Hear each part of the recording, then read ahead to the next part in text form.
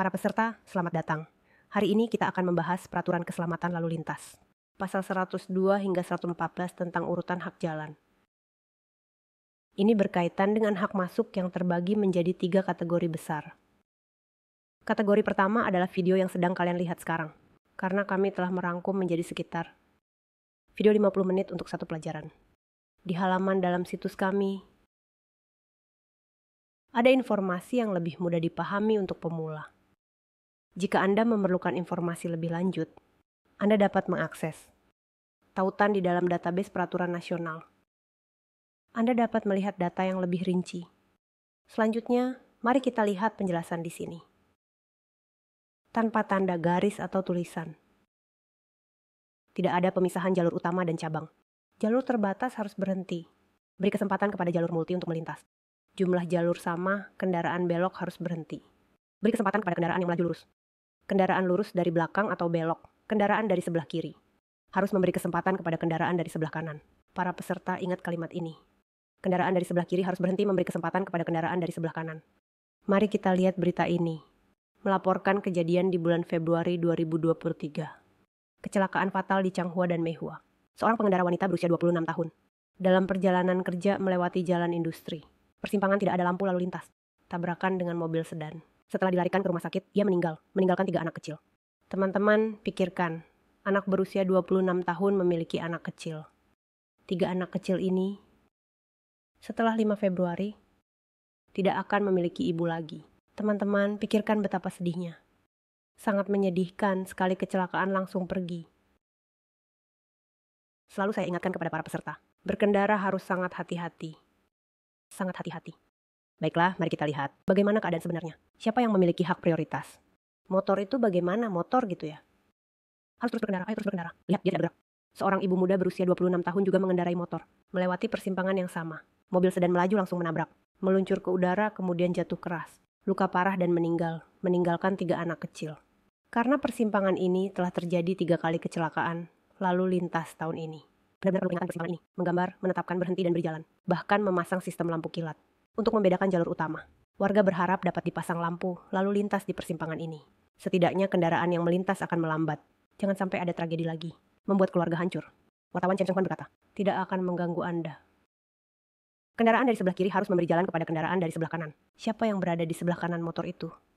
Mobil memiliki hak prioritas. Jadi apakah hak itu berguna? Tidak ada gunanya. Selamat malam. Begitu, 1 nyawa sudah hilang. Mari kita lihat lokasi kejadian. Coba gambarkan. Sekarang Google Maps sangat praktis. Kita bisa pergi ke lokasi untuk memeriksa topografi.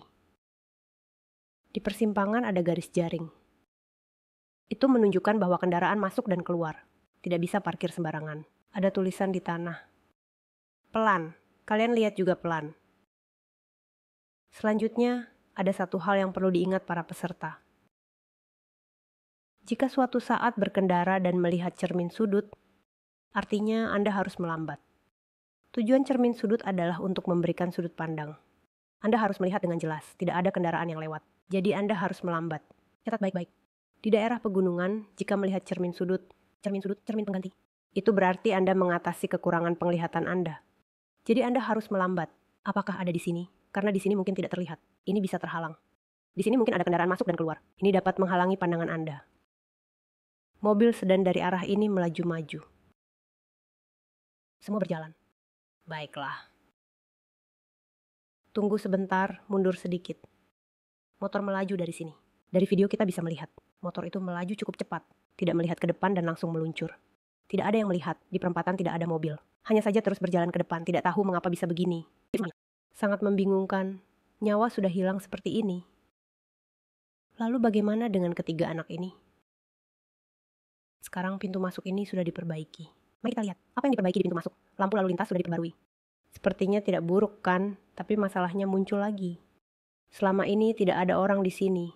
Jika tidak ada orang biasanya, lampu merah. Orang kampung ini tidak mendengar. Tidak ada orang yang lewat. Sepertinya kecelakaan masih akan terjadi.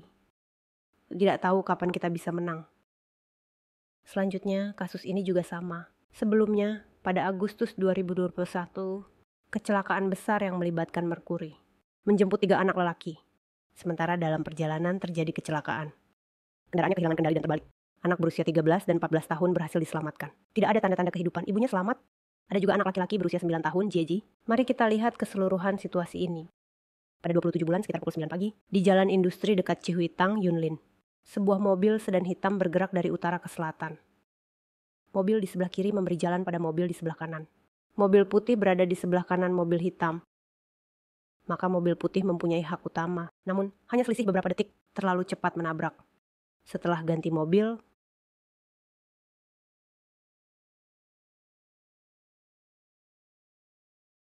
apakah kalian ingat amputasi 2 tahun lalu? Suami meninggal karena kanker. Kemudian 2 anaknya juga meninggal dalam kecelakaan tahun ini. Dan ada 1 lainnya yang diamputasi. Dalam situasi yang tidak menguntungkan. Harus lebih memperhatikan. Jika tidak berjalan lancar, jangan terbagi perhatian. Keteralihan perhatian akan menyebabkan masalah. Lalu kenapa kedua anak laki-laki itu meninggal? Kenapa terbalik? Karena tidak memakai sabuk pengaman. Terbalik menyebabkan mereka terlempar keluar dan tertimpa. Sekarang mari kita lihat lokasi kejadian. Sama saja jalan industri. Apakah ada permukaan jalan yang bergelombang? Bergelombang, apakah kalian melihat? Sangat lambat, Namun kecelakaan terjadi lagi. Mari kita pelajari apakah ada kesamaan antara kedua kecelakaan ini. Ada satu kesamaan. Ini adalah ketiga anak kecil. Pikirkanlah, jika di rumah ada 1 anak, sangat senang. Jika ada 2, sangat menyenangkan. 3 anak sangat menggembirakan. Tapi siapa yang paling menderita? Ibunya paling menderita. Ayah juga menderita karena harus mencari nafkah. Menafkahi ketiga anak ini. Ibu harus menjaga ketiga anak ini. Dan juga harus bekerja. Setelah sibuk harus bekerja. Waktu jadi tidak cukup, harus terburu-buru. Termasuk ibu berusia 26 tahun yang tadi.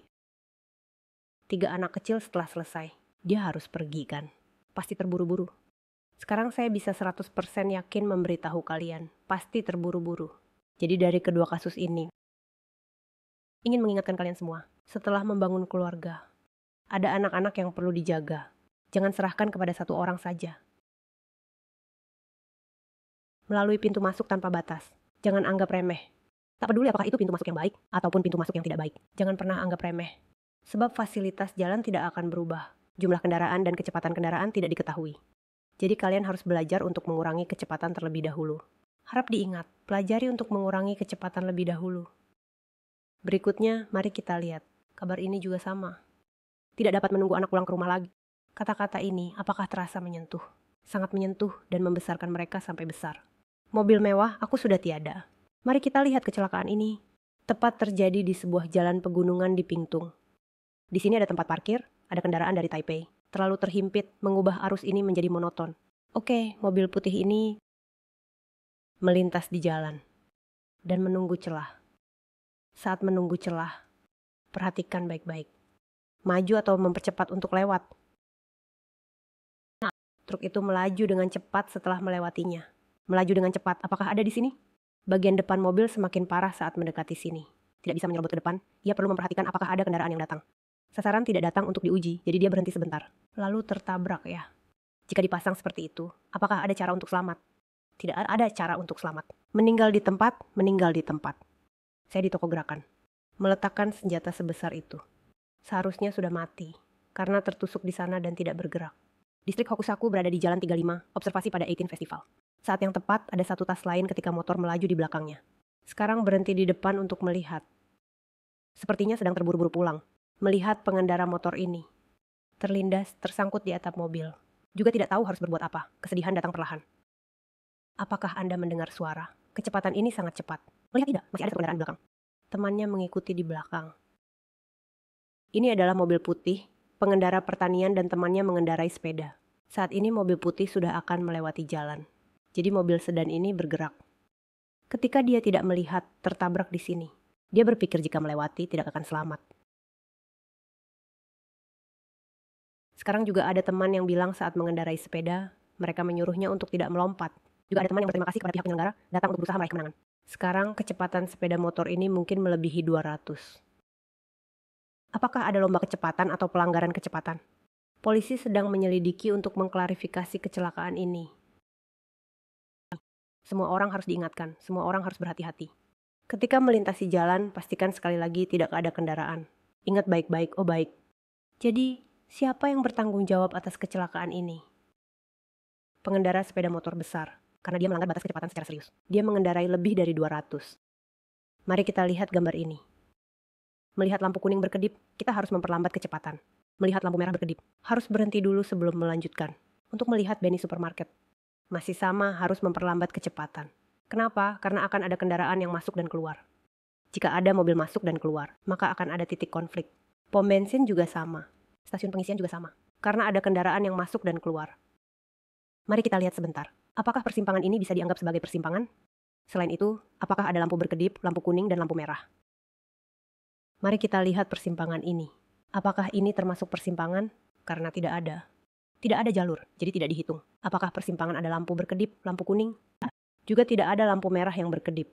Tidak ada. Jadi ini adalah bagaimana cara melintasi jalan.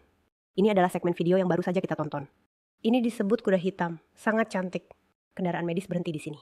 Setelah melihat, harus berputar dan kembali ke arah Kaohsiung. Menuju selatan tepat di sini. Di sini lihat masih ada stasiun pengisian.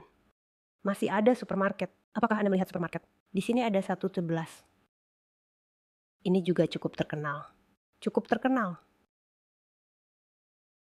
Mobil yang datang dari sana. Terjadi kecelakaan mobil yang baru saja kita lihat. Semua orang pikirkanlah, jika hari ini adalah Anda. Anda melintasi jalan ini, bagaimana Anda akan melintasi jalan? Harus memeriksa 3 kali, pastikan tidak ada kendaraan. Ingat baik-baik. Harus melihat dengan jelas. Sepenuhnya tidak ada kendaraan baru bisa bergerak. Jalan, atau kita harus ikut memperlambat. Jika ada lampu lalu lintas, maksudnya adalah pintu masuk ini. Jika tidak ada lampu lalu lintas, maka di persimpangan depan ada lampu lalu lintas. Misalkan ada lampu lalu lintas di sini. Anda harus menunggu lampu merah. Pastikan tidak ada kesalahan sebelum melanjutkan. Jika tidak, situasi seperti ini akan terus berulang. Metode paling aman adalah menghabiskan sedikit waktu. Menghabiskan sedikit waktu untuk melintas, artinya Anda tidak boleh langsung melintasi. Anda harus terlebih dahulu berjalan lurus di jalur luar. Setelah berjalan lurus, kembali ke jalur dalam. Kemudian belok kembali dari celah berikutnya. Putar balik seperti mobil ini. Berhenti di pulau aman ini, paling aman, mobil harus bersembunyi di pulau aman. Tidak ada lampu berkedip, lampu kuning dan merah. Karena itu bukan jalur masuk, tetapi sebenarnya memiliki fungsi jalur masuk. Ini adalah yang perlu diingat oleh semua orang. Karena setelah kecelakaan ini, sekarang persimpangan ini berubah menjadi bagaimana? Mari kita lihat. Mengabaikan belokan tiba-tiba. Saat ini semua sudah ditutup. Sudah ditutup. Termasuk celah di depan juga sama. Di sini juga sama. Semua sudah ditutup. Jalan ini sangat lurus, juga merupakan garis pantai. Jadi rasanya cukup baik, sangat bagus. Selanjutnya, mari kita lihat situasi yang kami hadapi tahun-tahun lalu di daratan. Namun pelatih harus memberitahu terlebih dahulu, karena pelatih tidak membisukan. Jadi Anda akan mendengar makian. Tapi tidak masalah. Ini justru lebih menarik. Tetapi dia takut kita kabur.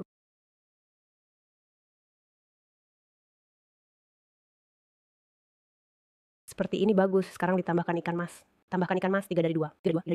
Miring. Jadi tidak perlu terburu-buru. Lempar beberapa kali lagi.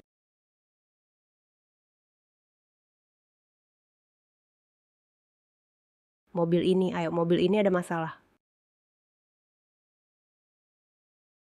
Oke, semua di sana berantakan. Saya sama sekali tidak bisa melakukannya. Saya tidak punya, baik selamat tinggal. 2 sendok. Saya baru bisa jadi berotak. Terima kasih semuanya. Selamat tinggal. Terima kasih semuanya. Arahkan ke sana. Telepon.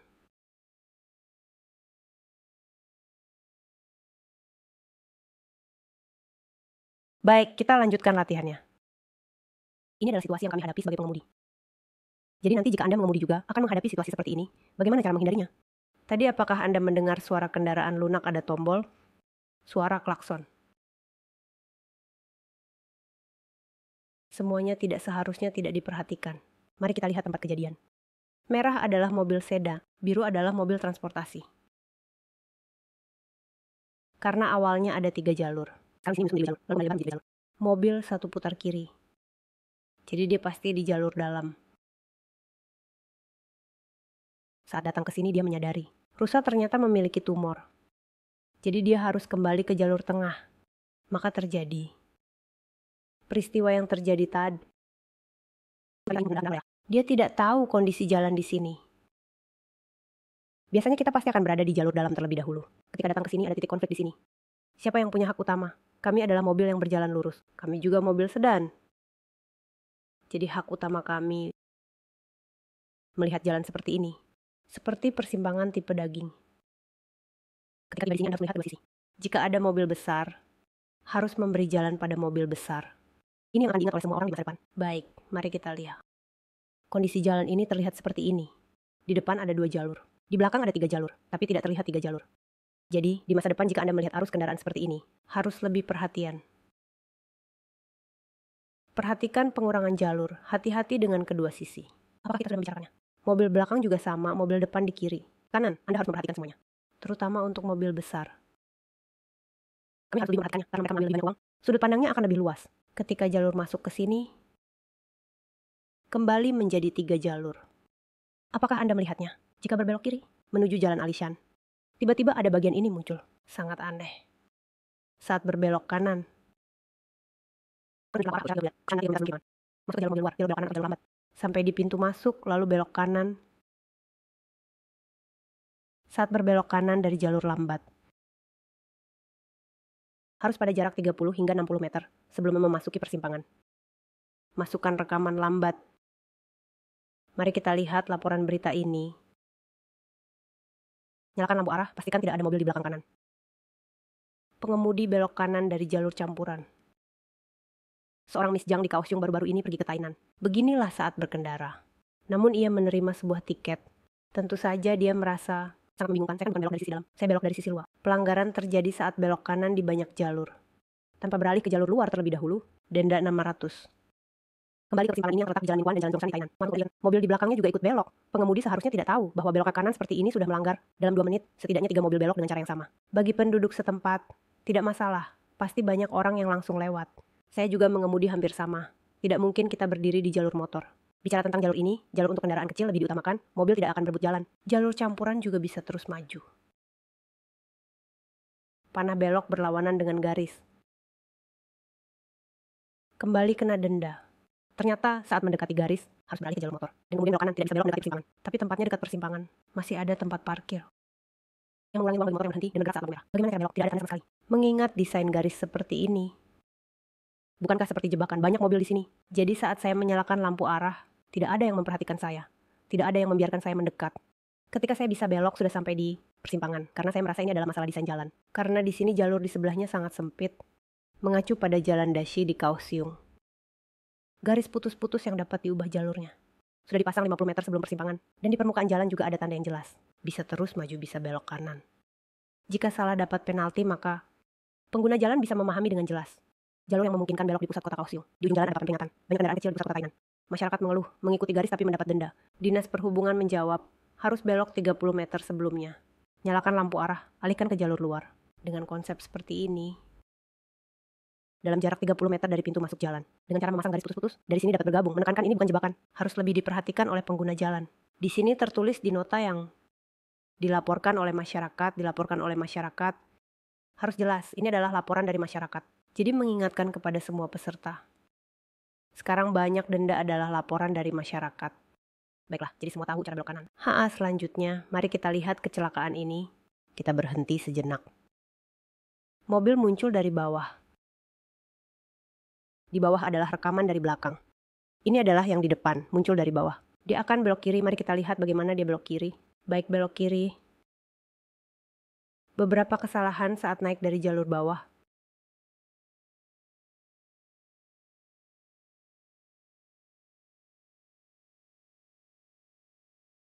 Tahu kan, suatu saat berkendara. Untuk menghindari perselisihan yang tidak perlu. Dalam situasi seperti ini, jangan lupa di depan. Jika perlu, nyalakan lampu arah. Ikuti di belakangnya, jangan potong ke depannya. Ingat baik-baik ya, ikuti di belakangnya. Mengikuti di belakang akan lebih aman. Baik, lebih aman sedikit. Dengan cara ini tidak ada masalah dia belok. Orang di belakang merasa tidak nyaman. Kamu juga tidak membawa 2 pasang sudi, mobil kedua. Baiklah, terlihat tidak ada yang nangkap. Apakah tidak boleh melanggar garis jalur? Jika sampai ke sini, jika ada kamera pengawas di pintu masuk, tetap juga akan menerima denda. Selanjutnya saat belok ada di sini, garis panduan untuk kendaraan sama dengan garis panduan belok. Dia sudah memotong keluar. Itu juga tidak boleh. Oh baik, setelah rounds ada 2 jalur. Saat belok kiri harus ke jalur dalam, karena memang harus memotong. Jadi dia bisa berbelok ke jalur dalam juga. Namun karena dia ingin, selanjutnya dia harus belok kanan, jadi dia ke jalur luar. Lihat tidak? Jadi orang ini muncul dari jalur bawah. 1 kesalahan, 2 kesalahan. 3 kesalahan, 4 kesalahan. Sudah terjadi 4 kesalahan. Jika tidak terjadi kecelakaan aneh sekali. Terus jalan ke depan. Oke, pergi ke Lanta. Kita percepat sedikit. Oke, berikutnya dia belok kanan di persimpangan depan. Mari kita lihat di belakang. Di belakang, di cermin itu,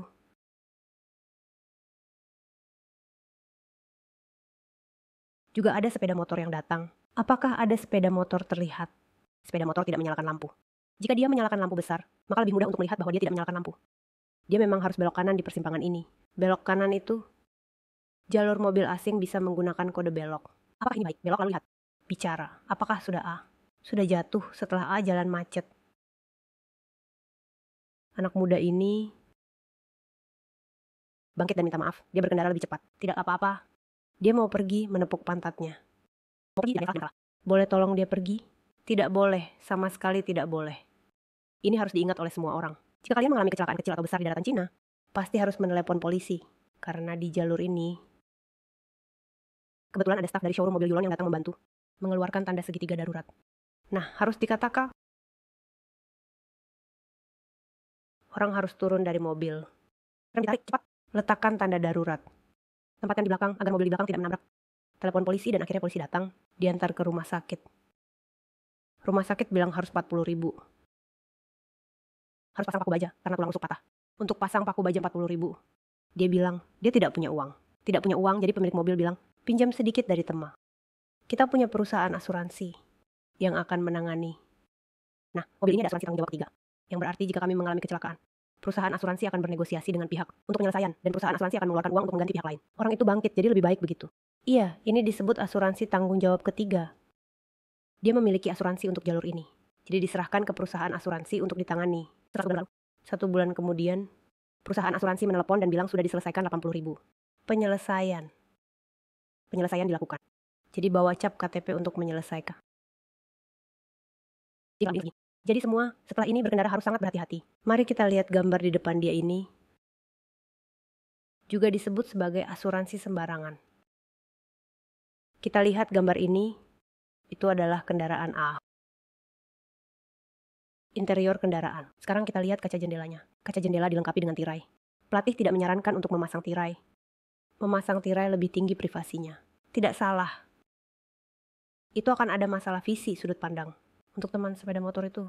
Dan jika itu dilipat, luas pilar B-nya. Jadi sangat tidak cocok. Ada keraguan tentang keselamatan berkendara. Mari kita lihat kaca spionnya. Kaca spionnya dilengkapi dengan kaca lebar. Kaca lebar tujuannya apa? Untuk melihat lebih luas. Tapi jika melihat lebih luas, objek akan terlihat lebih kecil. Jadi sama sekali tidak bisa melihat sepeda motor datang. Jadi saya juga tidak menyarankan kalian menambahkan cermin yang tidak perlu pada kejadian belakang yang sudah ada. Pengemudi ini adalah seorang wanita berusia 70-an. Dia adalah tetangga kita. Dia masih mengemudi. Apa kamu bilang dia tidak berpengalaman? Dia berpengalaman. Dia sudah mengemudi mobil selama 10 tahun. Iya, tidak salah. Dia masih berkendara kemana-mana ke Taipei untuk menari di disco. Karena dia adalah guru tarian. Lalu berkendara sembarangan. Tapi sebelumnya jalan bawah akan menjadi lebih besar. Keadaannya sudah oke, karena saya tidak masalah. Mengapa jalan bawah langsung sembarangan? Dia akan mengatakan, waktu batas melihat, waktu batas. Akhirnya harus membuat laporan. Memperpanjang waktu. Apakah mendapatkan efek yang baik? Tidak ada. Yang penting saat kita mengubah arah berkendara, kita harus memeriksa dengan teliti Tidak hanya melihat cermin spion belakang, harus menoleh sedikit, lalu menyesuaikan setir kita. Tidak hanya melihat cermin belakang lalu menyesuaikan setir, karena ada masalah blind spot. Ini perlu diingatkan kembali kepada semua peserta. Maksudnya adalah ketika kita sampai di persimpangan dengan lampu lalu lintas. Meskipun lampunya hijau, tapi jalan di depan macet. Beberapa kendaraan melaju lurus, dan ada beberapa kendaraan belok kiri. Tak bisa bergerak. Pada saat ini, kita harus berhenti garis stop sebelum masuk. Jangan masuk ke area masuk. Karena setelah kamu masuk, ketika lampu berubah, kamu malah akan mengganggu lalu lintas. Karena lampu merah, sementara lampu hijau, semua kendaraan melanjutkan. Tidak bisa bergerak. Ini kedepannya, kalian semua harus sangat memperhatikan hal ini saat berkendara. Saat ada kendaraan yang sama, kendaraan yang belok kiri harus berhenti. Memberi kesempatan pada kendaraan di sebelah kanan. Mobil nomor 1 dan mobil nomor 2 adalah mobil yang lurus. Mobil nomor 1 ada di sebelah kanan mobil nomor 2. Kendaraan di sebelah kiri memberikan kesempatan kepada kendaraan di sebelah kanan. Jadi mobil nomor 1 memiliki prioritas. Mengapa harus memberikannya prioritas? Karena mobil nomor 2 tidak melihat. Di sebelah mobil nomor 1 jika ada sepeda motor, dia tidak bisa melihat. Jika dia tidak melihat dan mencoba melintas, sangat mudah untuk ditabrak oleh sepeda motor. Kita sering melihat. Atau di persimpangan sering melihat situasi seperti ini. Mengemudi di luar sana juga akan menghadapi situasi seperti ini. Situasi apa? Saat sampai di persimpangan ini, mobil nomor 1 seperti kamu. Mobil nomor 2. Dia akan terjebak, memberi jalan bagi suara nomor 2. Tentu mobil nomor 2 bisa melintas. Tapi sudahkah kamu mempertimbangkan sedikit, apakah ada risiko? Karena dia tidak tahu apakah ada sepeda motor di samping mobil nomor 1. Karena sepeda motor tidak melihat mobil nomor 2. Jadi mengapa saat memasuki area, kendaraan di sebelah kiri harus berhenti memberi kesempatan bagi kendaraan di sebelah kanan untuk melintas ada di sini. Karena ada masalah penglihatan dan sudut pandang. Ini perlu diingatkan kepada semua. Pertama, harus diperhatikan. Kendaraan tidak boleh menggunakan jalur khusus untuk belok. Kendaraan yang belok juga tidak boleh menggunakan jalur untuk berjalan. Jika suatu saat kamu saat mengemudi, melihat persimpangan dan ternyata menggunakan jalur belok, maka apa yang kamu lakukan? Kita sudah sebutkan, kamu harus sesuai dengan arah berkendara yang benar, belok kiri, lalu cari cara untuk berbelok. Kendaraan yang melaju lurus juga sama. Jangan mengharapkan kendaraan yang melaju lurus untuk belok kiri. Karena jika tidak terjadi masalah, semuanya baik-baik saja. Jika terjadi masalah, akan menjadi sangat merepotkan. Kali ini, kita harus sangat memperhatikan. Pertama, lihat beberapa kata ini. Pada segmen dengan tanda persimpangan. Tidak boleh cauce. Sudahkah kamu melihatnya? Ingat baik-baik ya. Pada segmen ini tidak boleh cauce. Di titik persimpangan tidak boleh cauce. Mari kita lihat kasus ini. Pengemudi Tesla tidak bisa menghindar dan terlibat tabrakan. Mengakibatkan 1 orang meninggal. Pertama, sudut pandang terbuka. Pengendara wanita memotong irisan air. Mari kita lihat bagaimana situasi sebenarnya. Baik, Tesla melaju cepat. Kita matikan suaranya. Tesla melaju kan? Lampu hijau. Karena jalur dalam tidak ada kendaraan. Jalur tengah ada 1 kendaraan. Jadi Tesla melihat tidak ada kendaraan di jalur dalam. Dia memotong ke jalur dalam. Langsung melewati. Sementara kendaraan di tengah ini tidak bergerak. Kenapa tidak bergerak? Karena dia motor cepat. Sudah dipasang, nyawanya sudah hilang. Jadi teman-teman lain kali saat berkendara, saat melewati persimpangan harus ekstra hati-hati. Hati-hati dengan apa? Jika mobil di depan tidak bergerak, jangan bergerak. Karena dia melihat situasi. Kamu tidak melihat. Ini adalah hal yang perlu diingat semua orang. Jika mobil di depan tidak bergerak, jangan bergerak. Melihat tidak. Apakah dia tertidur? Tentu saja iya. Apakah sudah terpasang? Ini adalah Tesla. Ini adalah kamera lainnya. Apakah sudah terpasang? Sepeda motor ini datang dari sini. Untuk berputar, mari kita lihat lampu merah. Sekarang lampunya hijau untuk lurus. Jadi kendaraan yang belok kiri tidak boleh bergerak. Misalnya kita di jalur lurus tengah. Kita berhenti di sini. Saat kita mulai bergerak. Karena ada truk di sebelah kiri. Menutup pandangan kita. Jadi saat kita mulai bergerak, harus perlahan-lahan bergerak perlahan. Tidak bisa langsung cepat. Karena kita tidak bisa melihat kendaraan dari sebelah kiri. Ini perlu diingat semua orang. Kecelakaan seperti ini sering terjadi. Jadi jangan terburu-buru. Selain itu, jika di depan ada mobil, kita berada di belakang mobil itu, saat lewat dia memperlambat kecepatan. Mobil di depan memperlambat kecepatan. Kita juga harus memperlambat kecepatan. Bahkan jika dia berhenti, kita harus ikut berhenti. Jangan bilang tidak melihat orang, lalu kamu terus lewat. Bukan, tidak melihat. Yang tidak terlihat adalah mobil di belakang kita. Tidak berarti mobil di depan tidak terlihat. Nah, Jadi ini harus diingat semua orang. Mobil di depan memperlambat kecepatan. Pejalan kaki harus menggunakan jalur penyeberangan. Pelatih juga menambahkan kalimat ini. Hati-hati, jangan langgar rambu-rambu. Pejalan kaki karena terlalu dekat. Jalan lebih mudah. Jadi kita sering melihat pejalan kaki berjalan seperti ini. Wartawan mengatakan ini adalah zebra cross. Ini bukan zebra cross. Gimana cara pejalan kaki menyeberang? Singkatnya, incheon. Menyeberang jalan. Jika tidak ada masalah, ya tidak masalah. Jika ada masalah, kamu harus menyeberang. Ada sepeda motor datang. Karena menabrak kamu lalu jatuh. Atau karena hujan jadi jatuh. Tanggung jawab siapa? Tanggung jawab ada di pemimpin. Ini perlu diingat para siswa. Cara menyeberang jalan sangat berbahaya. Sudah berbahaya. Masih ada tanggung jawab kecelakaan. Jadi perlu diingat semua siswa. Saat belok kiri, harus menunjukkan 30 meter sebelum persimpangan. Lampu arah kiri atau isyarat untuk berpindah ke jalur dalam atau belok kiri. Jalur sampai di tengah masuk untuk belok kiri. Tidak boleh menduduki jalur kendaraan yang datang untuk belok kiri lebih dulu. Mari kita lihat gambar ini. Ini adalah area belok kiri. Jika menggambar area belok kiri, bisa dilihat ini. Tempat untuk menunggu belok kiri. Khusus lampu waktu menunggu menyala. Jika tidak ada jalur belok kiri, belok, maksudnya tidak boleh sampai tengah pintu masuk, menunggu untuk belok kiri. Jadi bagaimana kita belok kiri? Mari kita lihat foto ini. Bisakah? Belok kiri, hal pertama yang harus dilakukan. Kita harus lihat apakah ada tanda larangan belok kiri. Jika ada merah dan hijau, bolehkah belok kiri? Jawabannya adalah boleh. Yang harus kita lakukan adalah harus memastikan tidak ada kendaraan yang datang. Harus dijelaskan dengan jelas kalimat ini. Karena banyak kendaraan yang mengalami kecelakaan saat belok kiri. Karena dia hanya melihat truk di jalur dalam. Atau mobil penumpang, dia tidak melihat sepeda motor di sebelah. Karena sepeda motor lebih cepat. Saat kamu berbelok. Saat kamu datang sudah terlambat. Langsung menabrak.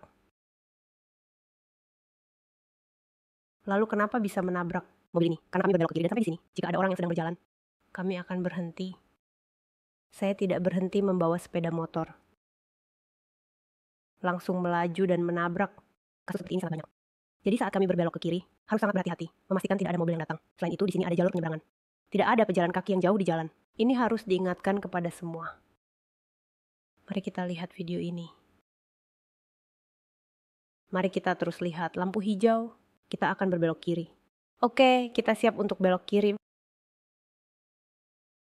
Jadi mobil kita mendekati tengah, menunggu untuk belok kiri. Namun kami tidak menghalangi jalur kami di Pulau Aman ini. Jika jaraknya cukup, kami akan melintas. Apakah Anda memperhatikan orang? Oke, mobil putih ini juga berhenti. Kasih dia lewat. Pejalan kaki ini, kita harus berhenti. Biarkan dia lewat dulu. Karena bagian mobil kita berada di jalur, jadi semua yang mengemudi di luar ingatlah. Harus pelajari baik-baik. Melihat pejalan kaki, apakah ada orang di jalan. Jika tidak, saat Anda berbelok, Anda harus menunggu pejalan kaki lewatan. Dan ternyata mobil datang. Sepeda motor datang. Contoh kecelakaan ini sangat banyak, jadi kita harus berhenti. Saat berhenti, badan mobil sedang di jalur. Truk militer kembali ke pangkalan. Kecelakaan saat berbelok kiri. Berita terbaru dalam negeri. Di Pingtung Hengchun, siang ini terjadi kecelakaan fatal. Kendaraan militer yang sedang berpindah posisi dikemudikan oleh Sersan Cheng. Di Jalan 26, sedang bersiap masuk ke pangkalan. Seorang pria bernama Zhang menunggangi motor besar bertiga mengalami tabrakan. Setelah benturan keras, langsung menabrak tembok dan jatuh. Pengendara Zhang dan penumpang belakang dilarikan ke rumah sakit. Sersan Zhang sudah tidak punya tanda vital di tempat. Dilarikan ke rumah sakit tidak tertolong, sementara penumpang belakang sempat siuman. Sersan Zhang mengalami cedera dan tidak terpengaruh alkohol. Kendaraan bergerak perlahan di persimpangan. Mari kita berhenti sejenak. Begini perlahan kita akan belok kiri. Sasaran ada lampu hijau. Apakah Anda lihat lampu hijau di lampu hijau? Baiklah, selanjutnya. Oh, dia melihat mobil. Oh, mobil. Lihat tidak. Tabrakan. Penumpang di dalam mobil berteriak tak berguna. Sebuah motor besar langsung menabrak truk militer ini. Saya melihat, saya tahu, kesadaran tidak ada. Bagaimana bisa biarkan mereka sendiri? pengemudi yang menyebabkan kecelakaan, salah satunya masih mengenakan seragam militer. Insiden ini terjadi sekitar pukul 5 sore pada tanggal 1. Di Jalan Utara Hengchun, tentara Cheng mengemudikan kendaraan militer ini seharusnya kembali ke pangkalan Renshaw, tetapi tidak terduga. Pria Zhang menunggangi motor besar merah dan membawa seorang pria lain, langsung menabrak pria Zhang. Di lokasi, lebih tepatnya kehilangan detak jantung, dilarikan ke rumah sakit pergi berobat. Sudah seperti tidak bernapas dan tidak punya detak jantung, penumpang belakang, meskipun kemudian dilarikan ke rumah sakit Nanmen, akhirnya tidak tertolong. Penumpang di dalam mobil mengalami patah tulang terbuka, tentara yang terlibat kecelakaan.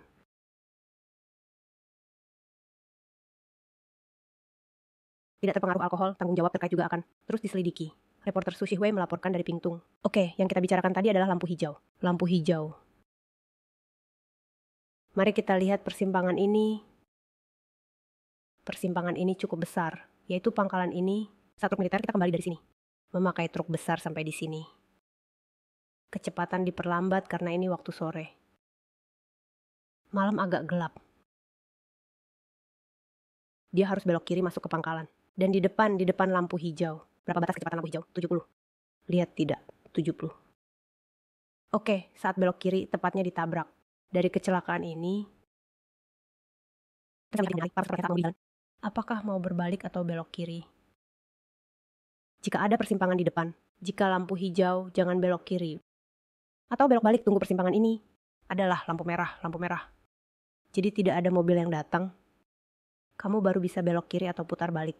Artinya, kamu harus memastikan berkali-kali apakah ada mobil di sini. Karena mobil yang baru saja lewat adalah motor besar berplat merah. Apakah ada masalah melanggar batas kecepatan? Mungkin keluarganya merasa begitu. Mungkin karena lampu hijau. Ia langsung melaju ke depan. Mungkin dia melanggar batas kecepatan. Karena batasnya 70, jadi harus melanggar kecepatan. Jadilah tabrakan. Umumnya, di area militer seperti ini, akan ada tentara yang berjaga di sana. Untuk mengatur lalu lintas. Terutama saat kendaraan besar masuk dan keluar dari area militer. Hampir. Sepertinya tidak ada petugas yang mengatur. Ini adalah hal yang salah. Terjebak di lampu hijau. Jadi sebaiknya kamu tidak lewat. Tidak boleh memaksa. Sebelum berbelok, langsung masuk ke persimpangan. Menggunakan jalur yang mengganggu kelancaran lalu lintas. Mari kita lihat gambar ini. Gambar ini adalah sketsa kecelakaan yang digambar oleh polisi. B adalah sebuah mobil yang berputar. Ia akan belok untuk berputar. Ini adalah beberapa jalur. 1, 2, 3, 4. 4 jalur 2 arah dengan 4 jalur samping. Ia harus melintas dari jalur kendaraan luar. Akibatnya motor datang dari belakang. Melihat mobil B memberi sinyal. Mengira dia akan terus lurus. Beralih ke jalur dalam. Ternyata dia berputar. Akhirnya terjadilah tabrakan. Mobil terjatuh di tengah jalan ini. Mari kita lihat kendaraan ini. Ia menabrak di tempat ini yaitu bagian kiri belakang sini. Itu berarti dia belum menyelesaikan belokan. Maka dia menabrak di tempat ini. Jika dia selesai berbelok, tidak seharusnya menabrak di sini. Seharusnya dia menabrak di sini kan? Setelah menabrak, mobil berhenti di depan. Jadi melihat posisi tabrakan, bisa disimpulkan bahwa dia belum menyelesaikan belokan. Seluruh kendaraan ini terletak di tengah jalan dan menabrak. Menabrak kursi belakang, hampir bisa menghindar. Baik, lalu bagaimana? Selanjutnya, tentu saja menelepon polisi. Pasang tanda segitiga. Setelah itu, kemudian urusan ditangani oleh perusahaan asuransi. Karena mobil ini memiliki asuransi. Kendaraan ini sudah berusia 20 tahun. Berapa nilai sisa yang tersisa? Mungkin tersisa sekitar 20.000. Namun pemeliharaannya sangat baik. Ban baru saja diganti, pemeliharaannya sangat baik. Hanya saja agak boros bahan bakar. Hasil perkiraannya lebih dari 40.000. Apakah perlu diperbaiki? Iya. 20 tahun sudah kan, kamu harus memperkirakan 40. Sepertinya perlu biaya lebih dari 50.000. Dia harus memotong semuanya ke bengkel resmi untuk diperbaiki karena semua perawatannya resmi. Jadi, diperkirakan biaya sekitar 50.000. Pemilik mobil merasa itu tidak baik. Jadi lebih baik ganti baru. Lagi pula sudah 20 tahun. Dia pun menggantinya. Karena dana tidak cukup. Dana hanya tersisa 20.000. Akibatnya pergi mengganti dengan mobil baru. Dapat mengganti hingga 50.000. Baik, selanjutnya kita lihat laporan awal. Kita terus membahas. Mengenai laporan awal yang panjang ini mencakup waktu, tempat, nama pengemudi, jenis kendaraan. Ada kemungkinan yaitu ia menulis di sini. Jenis kendaraan adalah biasa. Motor besar. Belum ditemukan faktor penyebab. Karena biasanya ada faktor penghalang dan pemicu. Faktor penghalang biasanya lebih berat. Faktor pemicu biasanya lebih sedikit. Dia tidak mencantumkan catatan kedua di sini. Jadi seluruh kecelakaan ini terjadi diakibatkan oleh kendaraan kecil ini. Sebab utamanya adalah berputar tidak sesuai aturan. Aturan rapat. Berapa banyak uang yang harus dibayar? Perusahaan asuransi kemudian berbicara dengan pihak lain. Kompensasi sebesar 40.000 sudah diselesaikan karena orangnya tidak mengalami cedera serius. Mobilnya rusak. Baik, ini adalah titik penyelesaian yang jelas. Jadi, kenapa pelatih terus meminta para siswa untuk tidak berputar di jalan raya? Syukurlah, hanya cedera ringan. Jika jatuh dan terluka, maka akibatnya akan sangat sulit dibayangkan. Sangat sulit dibayangkan, terutama untuk sepeda motor. Mobil ada helm keselamatan. Tapi masalahnya adalah tulang leher. Tulang belakang tidak terlindungi. Banyak kecelakaan mobil setelah jatuh menjadi lumpuh. Menjadi koma pun sangat banyak. Mari kita lihat gambar di lokasi. Tepat di tempat ini. Pintu ditarik ke sini, terlihat di sini. Apakah ada yang menabrak garis? Sampai jumpa di episode berikutnya. Dia ada di gedungnya. Dia perlu berputar di sini. Garis kuning gak ada pusat. Artinya tidak boleh berputar. Tetapi di sini ada keluarnya. Pintu masuk dan keluar parkir bawah tanah. Tapi tetap saja tidak boleh karena itu berputar. Dia berputar, itu tidak diperbolehkan. Karena ada 2 jalur yang terpisah. Dan lagi, dia di jalur kendaraan luar. Jadi dia menciptakan hambatan. Coba pikirkan berputar seperti itu. Berputar di jalur luar. Atau berputar di jalur dalam yang lebih aman. Tentu saja lebih aman di jalur dalam. Anda harus beralih ke jalur dalam terlebih dahulu. Baru kemudian melakukan putaran. Jangan langsung putar di jalur kendaraan luar. Karena kecepatan sepeda motor sulit kita tentukan.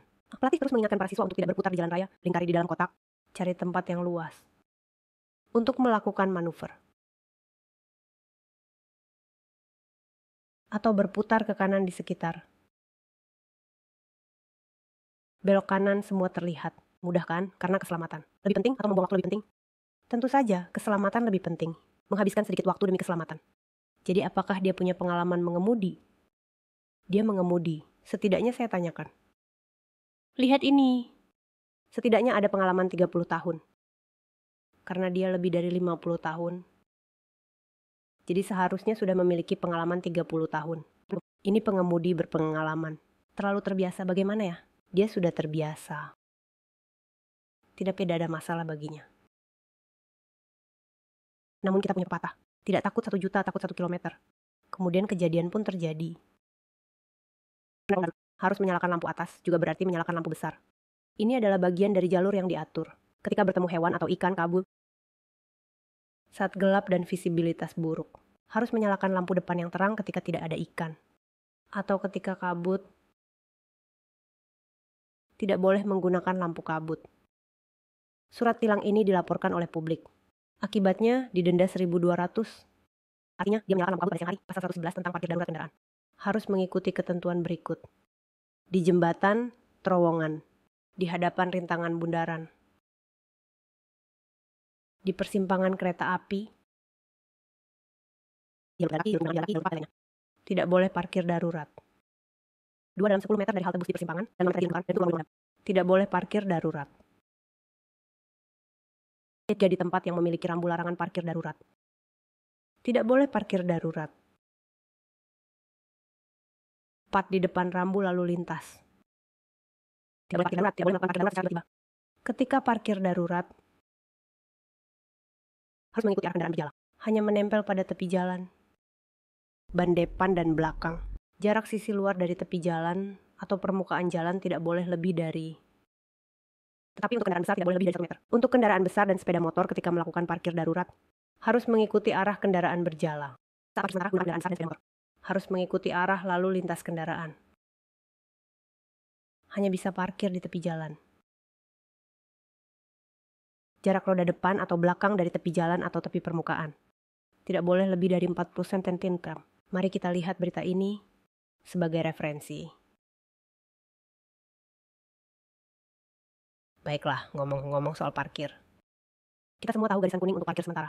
Garisan merah untuk larangan parkir. Pengemudi yang khawatir akan denda ini sebenarnya kadang melihat garisan putih sangat menggembirakan. Tapi jangan sampai nekat parkir di situ. Karena garisan putih memiliki aturan yang berbeda dalam jarak 5 cm. Seorang Bapak Liu di Taichung terkena denda karena ini. Mari kita lihat apa perbedaannya. Melihat di depan ada garisan putih.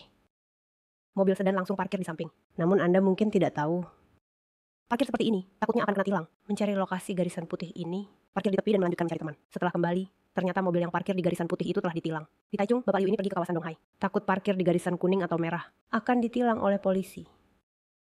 Jadi parkir dekat garisan putih, tadi sangka tertilang oleh polisi dengan denda $900. Dia memiliki peraturannya 10 cm dan 15 cm. Dia bilang 10 cm tidak boleh parkir. Itu yang tidak kena tilang. Garisan putih sebenarnya dibedakan atas garisan putih 10 cm dan 15 cm. Garisan putih 10 cm merupakan garis lajur, sedangkan garis 15 cm adalah garis tepi jalan. Garis tepi jalan di luar garis boleh parkir.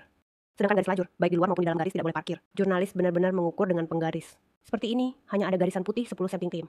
Itu adalah garis lajur yang tidak boleh diparkir.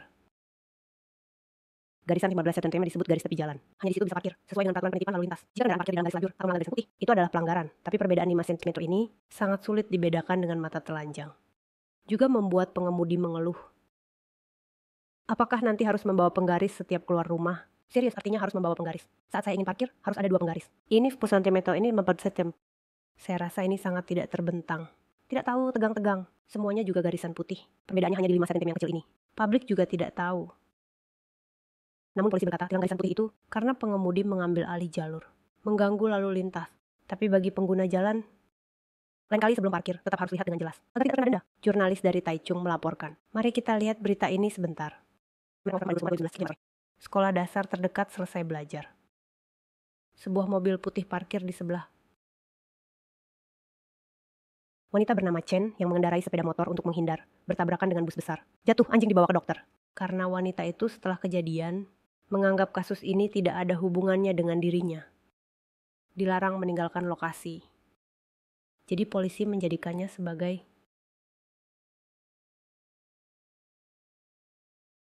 terkait ketika itu tidak melaporkan kepada polisi. Tidak meninggalkan kontak.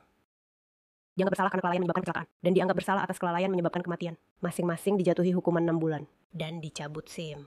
Tidak dapat diuji coba selamanya menurut informasi. Pengemudi tersebut saat itu mengendarai kendaraan antarjemput. Siap mengambil siswa. Tiba-tiba demi kenyamanan malah merenggut nyawa. Jurnalis mencatat tempat kejadian serupa. Sekitar pukul 4 sore. Pada waktu pulang sekolah banyak orang tua dan mobil antarjemput. Banyak kendaraan. Berdasarkan statistik polisi, dari tahun 108 hingga 110, di dalam garisan putih diperbolehkan parkir. Namun di luar adalah jalur sepeda motor. Tidak boleh parkir. Namun kendaraan parkir berjejer dapat ditemui di mana saja. Meskipun mereka berpikir, putusan ini melanggar prinsip proporsionalitas. Sebuah parkir yang sangat sederhana. Tapi, jika dia parkir di tempat yang tidak seharusnya, hasilnya akan berbeda. Jadi, semoga para peserta pelajaran nanti saat mengemudi di luar, saat parkir, kamu harus mencari tempat parkir yang baik, jangan sembarangan. Jangan berpikir hanya sebentar saja. Jika sial, nyawa bisa melayang seketika. Jadi kamu menyesal tidak ada gunanya. Selanjutnya, mari kita lihat langkah-langkah keselamatan yang harus diikuti. Membuka dan menutup pintu mobil. Keamanan yang lebih baik adalah prioritas utama. Lihatlah kaca spion, periksa kaca tengah. Lihat kaca spion kiri kedua. Putar badan dan lihat ke belakang ketiga. Pastikan tidak ada kendaraan. Keempat, pastikan ada celah aman untuk keluar dari mobil. Kelima, setelah memastikan aman, segera keluar dari mobil dan tutup pintunya. Di akhir pelajaran, mari kita lakukan sedikit tes. Ketika ada 6 jalur, jalan cukup lurus, tidak ada jalan masuk. Lampu merah dapat dipasang. Namun ada celah bagi penduduk setempat. Kendaraan bisa masuk dan keluar. Suatu hari terjadi kecelakaan mematikan. Jika kamu adalah penduduk setempat, bagaimana cara untuk memperbaiki ini? Pertama, turunkan batas kecepatan kedua. Pasang lampu peringatan berkedip untuk mengingatkan pengguna jalan ketiga. Lampu lalu lintas warna gelap untuk memecah arus kendaraan. Keempat, tambah kamera pengukur kecepatan kelima. Segera tutup pulau beton yang aman. Semuanya di atas itu. Terakhir, terima kasih atas perhatian Xu Yaoming.